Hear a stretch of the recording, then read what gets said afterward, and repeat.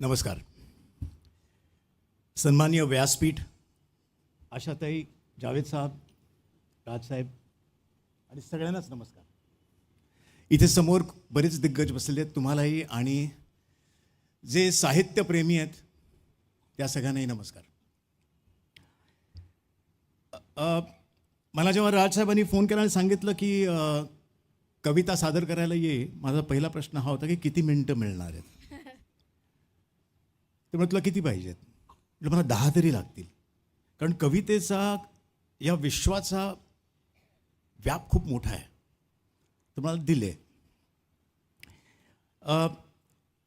एक गोष्ट मला फक्त इथे म्हणायची कविता सादर करण्याच्या आधी, कविता नाही पण एक माझं जे भाष्य आहे की अभिजात पुस्तक प्रदर्शन हे मला खूप गरजेचं वाटतं. कारण ऑफकोर्स आपल्याला स्वाईप तर केलंच पाहिजे, पण स्वाईप करता करता आपण खरी पुस्तकं पण चालली पाहिजेत. पुस्तकांचा वास पण आपण घेतला पाहिजे, पानांचा. आणि त्यासाठी मी राजसाहेबांना अगदी मनापासून अभिनंदन करतो त्यांचे की त्यांनी हा उपक्रम हाती घेतला आणि नव्या जनरेशनला ही पुस्तकं वाचण्याचा एक सवय लागावी असा तो एक अटेम्प्ट आहे. बरं, भाषा म्हणजे निरंतर वाहणारी नदी, सगळं काही पोटात घेऊन खळखळ वाहणारी, मोक्यांना बोलतं नि थांबलेल्यांना चालतं करणारी. त्या नदीच्या काठावर एका पायरीवर मी बसलोय. ती संथ वाहतेच आहे, तिचं कसं लक्ष असणार.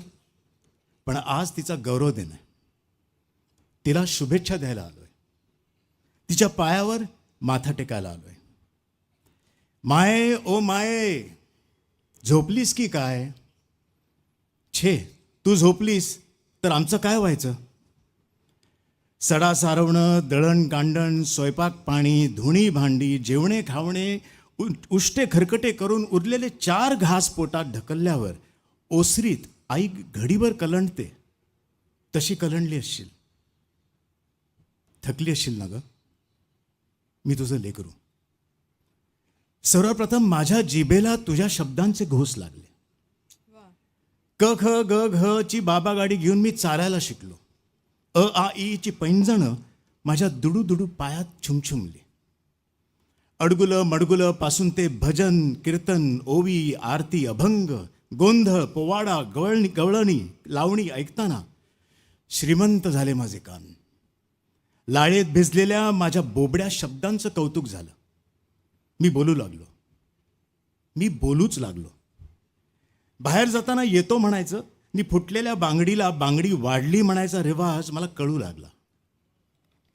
नि मी मराठी झालो. जगण्याला नाद देणारी तू नदी, शतकांचे सूर्य उगवले मावळले, तू वाहतेच आहेस. माये तुझ्या काठावर लीळाचरित्र आणि ज्ञानेश्वरीचे 2 दीपस्तंभ तेवत आहेत. 2000 वर्षांपूर्वी हाल नावाच्या राजाने खेडोपाडी फिरून सर्वसामान्य लोकांकडून कविता गोळा केल्या. त्या लोककवींना मानधन दिले आणि त्या कविता स्वतःच्या नावावर न छापता राजा हाल स्वतः संकलकच राहिला. केवढी ही नैतिकता. त्या संकलित केलेल्या कविता म्हणजे गाथा सप्तशती. बस इथेच तू 2000 वर्ष प्राचीन ठरतेस. आईची जन्मतारीख माहीत नसेल तर चालते, पण जन्म दिलेल्या आईला विसरणं हा कृतज्ञपणाच, जो आजकाल आम्ही करू लागलोय. अरे हो, विसरलोच. मी आज का बरं आलोय तुझ्या काठावर. वाटलं तुझा गौरव करावा, तुझं अभिनंदन करावं. पण कसं करणार तुझं अभिनंदन. झाडाची फुलं तोडून त्याच झाडाला वाहण्यात कसलं आलंय शहाणपण. गंगेचं पाणी गंगेलाच कसं अर्पण करावं. म्हणून मी अभिनंदन करण्यासाठी मराठमोळ्या कणगीतून घेऊन आलोय मुठभर कविता. ज्या कविता वाढलेल्या आहेत तुझ्याच पाण्यावर, आणि एक एक कवितेचा दिवा तुझ्या प्रवाहात सोडीन म्हणतोय. अमृता तेही पैजा जिंकून मराठीचा बोलू कौतुके सांगणाऱ्या ज्ञानेश्वरापासून नामदेव, एकनाथ, तुकाराम, रामदास, जनाबाई, गोरा कुंभार, सावता माळी, नरहरी सोनार, चोखा मेळा अशा संतांनी तुझा मळा फुलवला. संस्कृत भाषेच्या दराऱ्यातही आमचे संत एकनाथ ठणकावून विचारत होते, संस्कृत वाणी देवे केली तर प्राकृत काय चोरापासून झाली.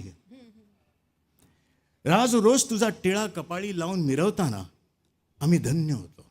माईबाई, मी सोडलेले कवितेचे दिवे तूच पुढे पुढे नेतेस. प्रकाश हलतोय तेव्हा केशवसुतांचा विशाल दृष्टिकोन बोलतोय. नव्या मनूतील नव्या दमाचा शूर शिपाही आहे, कोण मला वठणीला आणू शकतो ते मी पाहे. ब्राह्मण नाही हिंदूही नाही, न मी एक पंथाचा, तेची पतित की जे अखडती प्रदेश साकल्याचा. खादाडसे माझी भूक, चतकोराने मला न सुख, कृपातील मी नच मंडूक. मळ्यास माझ्या कुंपण पडणे अगदी न मला सहे, कोण मला वठणीला आणू शकतो ते मी पाहे. बासी मर्ढेकरांनी तर मराठी कवितेचे भावविश्वच हादरून टाकले. मी एक मुंगी, हा एक मुंगी, तो एक मुंगी, तू एक मुंगी, पाच इथल्या पाच फिरंगी, सहस्त्र जमल्या लक्ष कोटीही, अब्ज अब्ज निगर्वी मुंग्या, अनंत अगणित साऱ्या जमल्या. किती वारुळी किती लफंग्या, या नच मुंग्या हीच माणसं. या महानगरीय गोंगाटात बालकवींचा निसर्ग मात्र आल्हाददायक बनून आला. ऐल तटावर हिरवाळी घेऊन, निळा सावळा झरा वाहतो बेटा बेटातून. चार घरांचे गाव चिमुकले पैल टेकडीकडे, शेतमळ्यांची दाट लागली हिरवी गर्दी पुढे. पायवाट पांढरी तयातुनी अडवी तडवी पडे, हिरव्या कुरणांमधून चालली काळ्या डोहाकडे. झाकोडनी जळ गोड काळीमा पसरी लाटांवर, पाय टाकूनी जळात बसला असला औदुंबर. कायम आभाळासारखे भरून येणारे पोएट बोरकर, त्यांचे शब्द तर ओले चिंब होऊन थिरकणारे आहेत. सरीवर सरी आल्या ग, सचैल गोपी न्हाल्या ग, गोपी झाल्या भिजून चिंब, थरथर कापती कदंब निंब. घना मनातून टाळ मृदंग, तनूत वाजवी चाळ अनंग. पाने पिटती टाळ्या ग, सरीवर सरी आल्या ग. स्वातंत्र्यवीर सावरकरांची जहाल देशभक्ती त्यांच्या शब्दात उतरली. जयोस्तुते श्री महन मंगले शिवास्पदे शुभदे, स्वतंत्रते भगवती त्वामह शशोयुता वंदे. राष्ट्राचे चैतन्य मूर्त तू नीती संपदांची, स्वतंत्रते भगवती श्रीमती राज्ञी तू त्यांची. हे अधम्म रक्तरंजिते सुमन पूजिते, श्री स्वतंत्रते श्री स्वतंत्रते श्री स्वतंत्रे. रूढ अर्थाने निरक्षर पण जगण्याची सजग शहाणी शब्दात पेरणारी कवयित्री म्हणजे बहिणाबाई चौधरी. मन वढाय वढाय उभ्या पिकातलं ढोर, किती हाकला हाकला फिरी येत पिकांवर. मन लहरी लहरी त्याले हाते धरी कोण, उंडारलं उंडारलं जसं वारा वाहदान. मन जयहरी जयहरी याचं न्यार रे तंतर, अरे इचू साप बरा त्याला उतारे मंतर. बरं, हा दिवा जरा अवखळ आहे, हास्य पेरणार आहे, प्रेमाचा गुलकंद वाटणार आहे, कृतक कवितेची टर उडवणार आहे. अर्थात झेंडूची फुले उधळणारे केशव कुमार. गाडीतून जाई मुंबईला नवीन जोडपे, बोगदा तो आला गुडुप्प अंधार, घाबरली बाला, घट्ट मिठी मारे आणि शेजाऱ्याला. त्यांच्या चोरट्या प्रेमाचा पत्ता कोणाला नव्हता. एका पोरट्याने केला साऱ्या जगात बोबाटा. जिन्यावर अंधारात घाईने ती आत गेली, केस चुंबायला गेलो आले गंगावन हाती. माये, तुला वाहण्यासाठी आणलेल्या मुठीतल्या कविता सरत आल्यात, पण साठा अजून एक ओळीनंही हल्ला नाहीये. मर्यादा कवितांची नाही आहे, माझ्या मुठीची आहे. शांताबाई शेळकेंनी रंगवलेला मराठमोळा प्रतिभाव अस्सल आणि जरतारी आहे. उभ्या चढाचा अवघड घाट, घाटाला पायऱ्या 360, वळत चालली वाकडी वाट, डचमळ डचमळ करतय पाणी, दुडीची खेप मी नेऊ कशी, भरल्या बाजारी मी जाऊ कशी. मोत्यांची चुंबळ सोन्याचा माठ, भरलंय पाणी काठोकाठ, अवती भवती गर्दी दाट, मी तर गर्दी भ्यायले पुरती, जपून मला मी ठेवू कशी, भरल्या बाजारी जाऊ कशी. दुर्बोध ठरवूनही कवी ग्रेसांच्या कवितेवर रसिकांनी भरभरून प्रेम केलं. पाऊस कधीचा पडतो, झाडांची हलती पाने, हलकेच जाग मज आली, दुःखांच्या मंद सुराने. माये, आता हा दिवा दाहक आणि सर्वांग पेटलेला आहे आणि पेटवणार आहे. विद्रोहाचा एल्गार करणारे नामदेव ढसाळ स्वातंत्र्य दिनाला संशयास्पद महाकाय भगोष्ट संबोधतात, तर स्वातंत्र्य कुणागाडवीचं नाव आहे असा अंतर्मुख करणारे सवाल करतात. मुंबई मुंबई माझ्या प्रिय रांडे, ये व माझा स्वीकार कर. हादरवून टाकणारा हा विद्रोह कवितेला आणि भाषेलाही समृद्ध करणार आहे. बघ आता हा दिवा रानगंधाचा, रानातल्या कवितेचा, अर्थात रानकवी ना दो महानोर. या नभाने या भुईला दान द्यावे आणि या मातीतून चैतन्य गावे. कोणती पुण्य अशी येती फळाला, जोंधळ्याला चांदणे लखडून जावे. परंपरा पचवून नवता मांडणारा प्रयोगशील कवी म्हणजे अरुण कोल्हटकर. बाईंचं 28 युगांचं एकटेपण या कवीला सखोल अडकलंय. कोणीतरी रडतंय मगापासून, कोणीतरी रडत होतं रात्रभर, कोणीतरी रडत बसलंय युगानुयुग. तूच का ग? पण तू का रडतेस अशी अविरत? रडायला काय झालं तुला? कोण म्हणालं का काही? कुणी मारलं का? कुठं दुखतंय का? खुपतंय का कुठं काही? तू का रडते आहेस एकटीच इथं या अरण्यात बसून? की तूच हे अरण्य आहेस रडणारं? कवी किती द्रष्टा असतो, त्याने कधीतरी लावलेला दिवा पुन्हा पुन्हा प्रकाश देत असतो. बिंदा करंदीकरांच्या या कवितेतला दिवा आजही किती जिवंत आहे. ते तुमच्या तोंडावर थुंकले, तुम्ही त्यांच्या तोंडावर थुंकलात. ते तुमच्या तोंडात थुंकले, तुम्ही त्यांच्या तोंडात थुंकलात.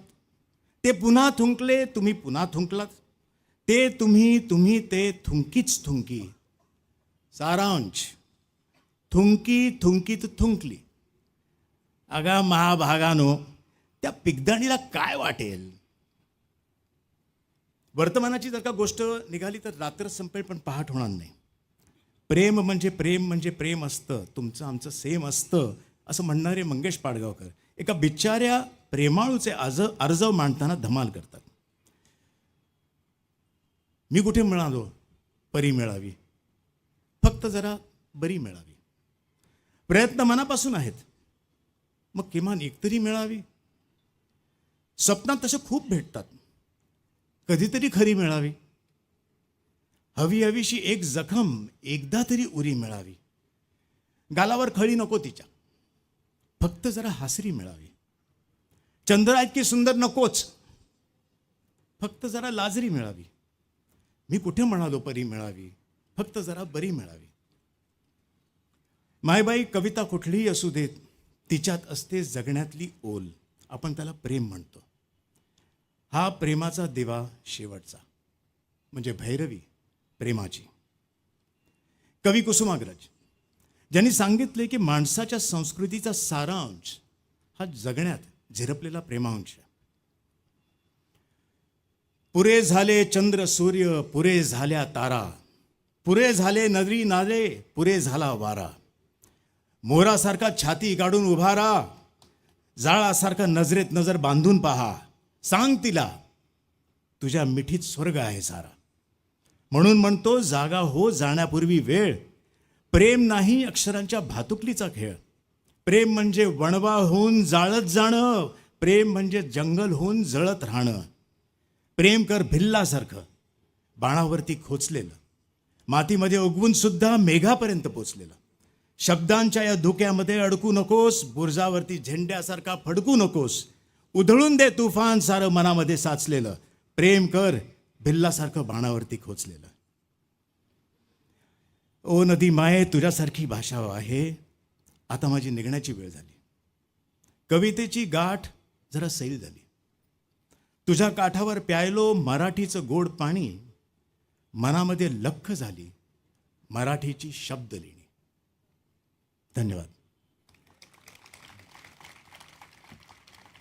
या माझ्या कल्पनेला शब्द दिलेत मराठीतले आघाडीचे कवी आणि साहित्यकार दासू वैद्यजी यांनी. थँक्यू.